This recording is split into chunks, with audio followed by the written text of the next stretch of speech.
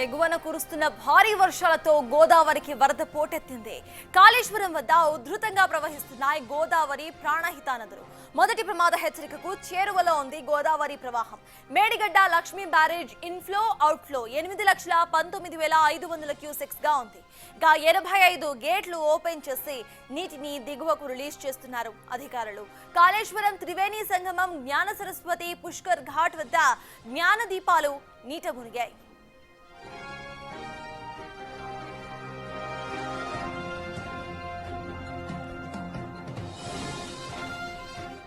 కాళేశ్వరం వద్ద ఉద్రిక్తంగా ప్రవహిస్తున్నాయి గోదావరి ప్రాణహిత నదులు. దీంతో మొదటి ప్రమాద హెచ్చరికలు మోగాయి. దీనికి సంబంధించిన పూర్తి అప్డేట్స్ మా ప్రతినిధి వేణు అందిస్తారు. సుయస్ వేణు, చెప్పండి. ప్రెసెంట్ చూస్తున్నాము మొదటి ప్రమాద హెచ్చరికలో చేరువగా ఉన్నట్టు తెలుస్తోంది గోదావరి నీటి ప్రవాహం. అసలు అక్కడ అప్డేట్స్ ఏంటి? అక్కడ అధికారులు ఎన్ని గేట్స్ ను ఎత్తి నీటిని రిలీజ్ చేస్తున్నారు? అప్డేట్స్ ఏంటి? భూపాలపల్లి, ములుగు రెండు జిల్లాల శివారు ప్రాంతం అంతా కూడా గోదావరి ప్రవహిస్తుంది. ఇక నిన్న మధ్యాహ్నం నుంచి కూడా గోదావరికి వరద తీవ్రంగా పెరిగింది. ఎగువన ఛత్తీస్గఢ్, మహారాష్ట్రలో భారీగా వర్షాలు కురుస్తుండటంతో ప్రధానంగా ప్రాణహిత నది వరద దాదాపు 5 లక్షల క్యూసెక్ల పైగా ప్రాణహిత నది నుంచి వరద వస్తుండగా దాదాపు 3 లక్షల పైగా క్యూసెక్ల వరద గోదావరి నుంచి వస్తుంది. ఇవన్నీ కూడా కాళేశ్వరం పుష్కర్ ఘాట్ వద్ద రెండు నదులు కలిసి గోదావరి నదులు కలుపుతాయి. సో అక్కడ భారీ స్థాయి లోపల మొదటి ప్రమాద హెచ్చరిక మరొక 0.8 మీటర్స్ వరద కనుక పెరిగితే మొదటి ప్రమాద హెచ్చరిక జారీ చేసే అవకాశం ఉంది. ఇప్పటికే అక్కడ పుష్కర్ ఘాట్ వద్ద ఉన్నటువంటి జ్ఞాన దీపాలు కూడా నిన్న సాయంత్రం నుంచి కొద్దిగా తెల్లవారుజాము 8 గంటల వరకు ఉన్న అప్డేట్ తో మొత్తంగా జ్ఞాన దీపాలు కూడా మునిగాయి. అంటే భారీగా వరద అయితే రాత్రి నుంచి పెరిగినట్లు అధికారులు అంచనా వేస్తున్నారు. దీంతో ఈ రోజు మధ్యాహ్నం వరకు మొదటి ప్రమాద హెచ్చరికకు చేరువయ్యేటువంటి పరిస్థితులు కూడా అధికారులు ఎప్పటికప్పుడు వరద అంచనా వేస్తున్నారు. ఇక కాళేశ్వరం నుంచి ఇటు ములుగు జిల్లాకు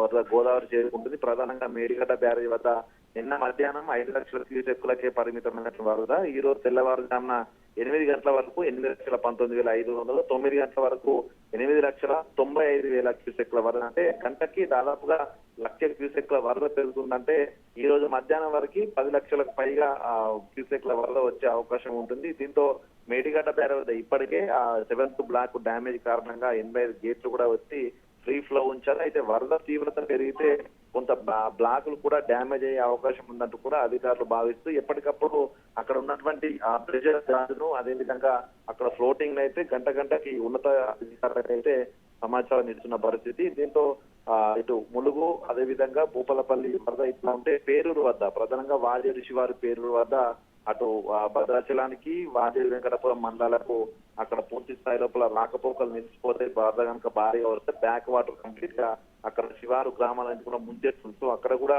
15.50 మీటర్ల వద్ద ప్రస్తుతము గోదావరి ప్రవాహం అయితే కొనసాగుతుంది. దీనితో పేరూరు వద్ద మొదటి ప్రమాద హెచ్చరిక 16 మీటర్లకు జారీ చేస్తారు. ఒకవేళ కనుక మొదటి ప్రమాద హెచ్చరిక వరకు కనుక వరద వస్తే దాదాపు 60కి పైగా గ్రామాలు పూర్తిగా జలదిగ్బంధం అవుతాయి. అక్కడ పూర్తిగా జిల్లా కలెక్టర్లు కొద్దిసేపటి క్రితమే ఎన్డీఆర్ఎఫ్ టీమ్స్ కూడా గత నెల క్రితమే అక్కడ డిప్లాయ్ చేశారు. స్టేట్ కి సంబంధించినటువంటి సిబ్బంది, నేషనల్ ఎన్డీఆర్ఎఫ్ సంబంధించిన సిబ్బంది కూడా అప్రమత్తంగా ఉన్నారు. ఇక దీంతో అటు తుపాకులు ఉన్న సమ్మక్క బ్యారేజ్ కూడా దాదాపుగా 6,50,000 పైగా క్యూసెక్ల వరద వస్తుంది. అక్కడ 59 గేట్లు ఎత్తి నీళ్ళని కూడా ఫ్రీ ఫ్లో ఉంచారు. సో మొత్తానికి ఈ 2-3 రోజుల్లో కనుక ఇదే వరద కొనసాగితే ఏటూరు నగరము అటు మంగపేట పూర్తిగా ములుగు జిల్లాకు సంబంధించిన వాజేడు వెంకటపురం ఇవన్నీ కూడా జలదిగ్బంధం అయ్యే పరిస్థితి అయితే కనిపిస్తా ఉంది. సో మొత్తంగా అయితే జిల్లా స్థాయి అధికారులు ప్రస్తుతం వచ్చేటువంటి వరద తీవ్రతను ఎప్పటికప్పుడు పర్యవేక్షిస్తూ అధికారులను అదేవిధంగా పంచాయతీరాజ్, విద్యుత్ శాఖ సంబంధించిన అధికారులు, పోలీస్ శాఖ అధికారులందరినీ కూడా